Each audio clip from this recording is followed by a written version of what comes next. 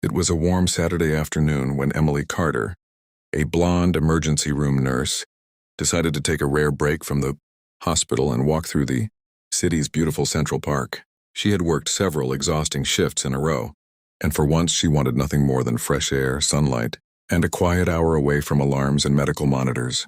Wearing her light blue scrubs, she walked slowly along the stone pathway, enjoying the sound of birds and the distant fountain. She didn't notice the group of men approaching from behind until one of them called her name. Emily turned and immediately recognized Daniel, an old acquaintance she had once helped during a difficult time. He was standing with three friends, all dressed in dark jackets, laughing and talking among themselves. Daniel walked toward her with a wide smile and placed his hands lightly on her shoulders. "Emily, I can't believe it's really you." She smiled politely but seemed uncomfortable with the sudden attention. One of his friends laughed and pointed at her scrubs. "You actually wear those everywhere?" Another joked, "Looks like the hospital forgot to give you a day off." Emily tried to laugh it off. "I was heading home after my shift." Daniel looked at her carefully. "You haven't changed at all." Emily frowned slightly. "What does that mean?" He didn't answer. Instead, he introduced her to his friends, who immediately began teasing her about being the quiet nurse. They had no idea that Emily's quiet nature came from years of learning how to remain calm during emergencies. She had treated accident victims, held the hands of frightened patients, and worked through nights when entire departments were overwhelmed. She wasn't interested in proving herself to anyone. But then one of the men made a cruel joke about nurses being nothing more than people who followed doctors' orders. Emily's expression changed. "That's not really how it works," she said calmly. The men laughed. Daniel looked embarrassed but didn't stop them. Then something unexpected happened. An elderly man walking nearby suddenly stumbled and collapsed beside the fountain. The laughter stopped instantly. People began shouting for help. Emily didn't hesitate. She dropped her bag, rushed toward the man, checked his breathing, and immediately instructed someone to call emergency services. Her calm voice cut through the panic. "Everyone move back. Give him space." The men who had been laughing only moments earlier stood frozen. Emily carefully assessed the man's condition and began emergency first aid. Within minutes, the situation was under control.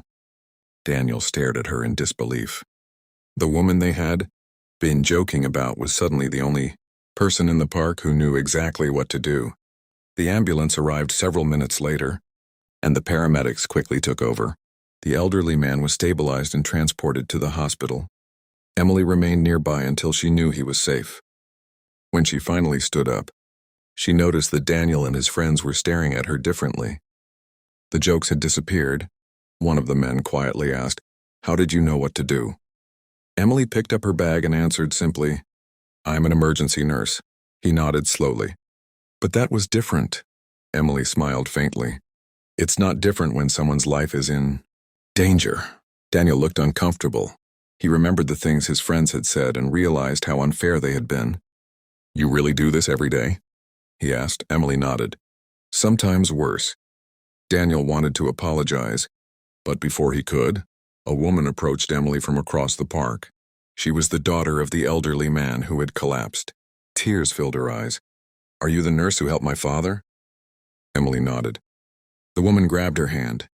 "The paramedics told me that your quick response may have made all the difference." Emily gently squeezed her hand. "Your father was lucky. People around him called for help quickly." The daughter shook her head. "But you knew exactly what to do." She thanked Emily repeatedly before leaving with the ambulance crew. Daniel watched the interaction quietly.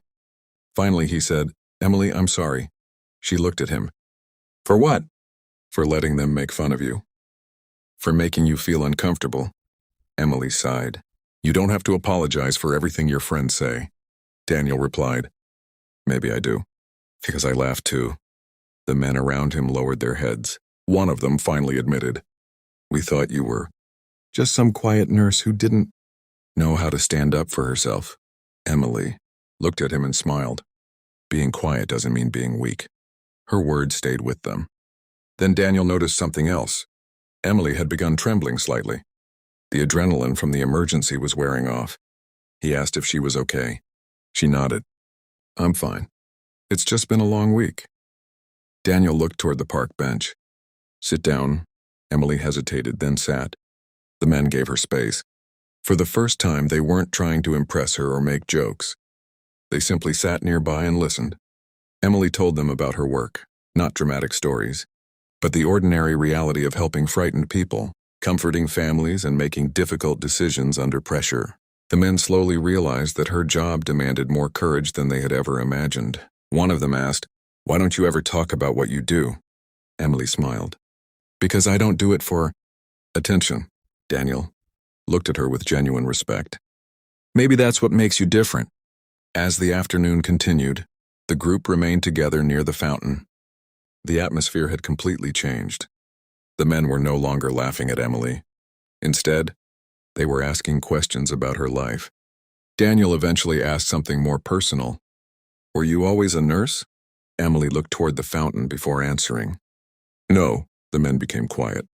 She explained that years earlier, she had wanted to become a doctor, but circumstances had forced her to change direction. Her father had become seriously ill, and Emily had spent months caring for him. During that time, she discovered that what mattered most to her wasn't a particular title. She wanted to be the person who stayed when someone was afraid. Nursing became her calling. But there was another reason she had become so calm during emergencies. Several years earlier, Emily had been caught in a serious accident while traveling home from work. She had been injured, but instead of focusing on herself, she had helped another passenger until emergency responders arrived. That experience had changed her forever. "After that day," she said, "I realized that panic doesn't help anyone. Someone has to stay calm." Daniel listened carefully. "That's why you didn't panic today." Emily nodded. "Exactly." One of the men looked embarrassed. "We were standing there doing nothing." Emily smiled. "You didn't know what to do. That's okay. Now you know." Her response surprised them. She wasn't angry. She wasn't trying to make them feel guilty. She was simply teaching them. Daniel suddenly remembered something from years earlier. Emily had helped his younger brother after a serious accident. He had forgotten about it until that moment. "Wait," he said. "You were the nurse who stayed with my brother that night." Emily looked at him. "Your brother's name was Michael?"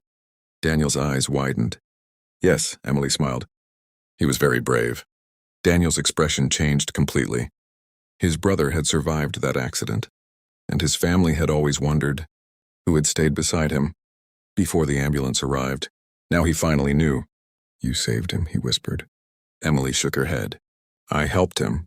The paramedics and doctors saved him." Daniel looked down. He suddenly understood that he had been judging a person whose kindness had touched his own family without him even knowing it.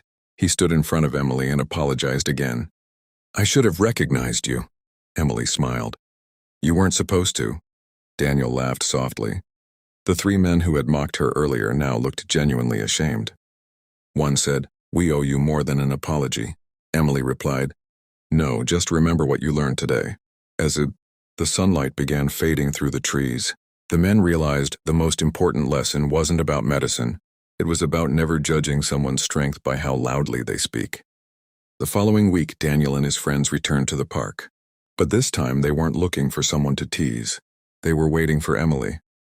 When she arrived after another hospital shift, she was surprised to see them standing near the fountain. Daniel held a small bouquet of flowers. "What's this?"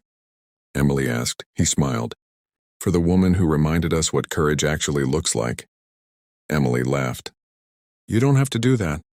Daniel handed her the flowers anyway. "We want to." His friends apologized again, but this time their words were sincere. They told Emily that they had talked about the incident all week. They had realized how quickly they had judged her, because she was quiet and didn't try to impress anyone. One of them had even signed up for a basic first aid course after watching her help the elderly man. Emily was genuinely pleased. "That's better than flowers," she said. They walked together through the park, stopping near the same fountain where everything had changed. The elderly man Emily had helped was there with his daughter. He recognized her immediately and smiled. His daughter approached and thanked her again. The men watched quietly as the family greeted Emily. Daniel finally understood something profound. Emily didn't need medals, applause, or public recognition.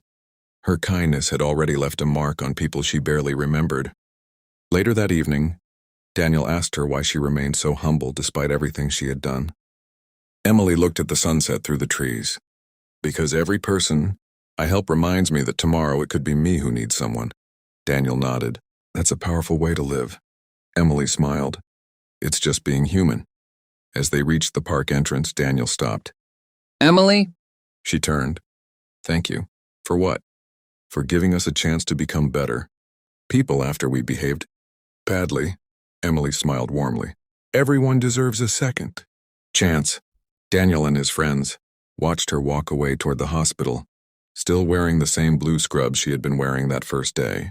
Nothing about her appearance had changed. But everything about the way they saw her had changed.